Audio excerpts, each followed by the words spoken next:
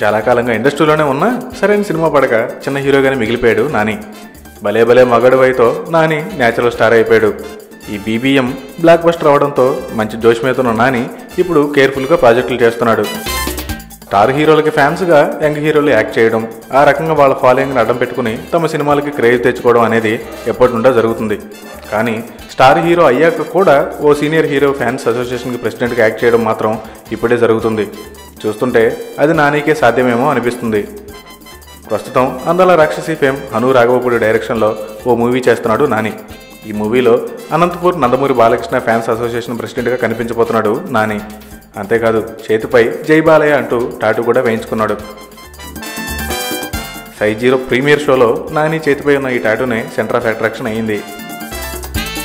అనంతపురం హిందూపురం బ్యాక్డ్రాప్లో సాగే ఈ మూవీకి జై బాలయ్య అనే టైటిల్ పరిశీలనలో ఉంది. మొత్తం మీద ఫస్ట్ టైం ఓ హీరో నటసింహ అభిమానిగా కనిపించబోతున్నాడు. ఈ సినిమాపై నందమూరి అభిమానుల్లోనూ భారీగా అంచనాలున్నాయి.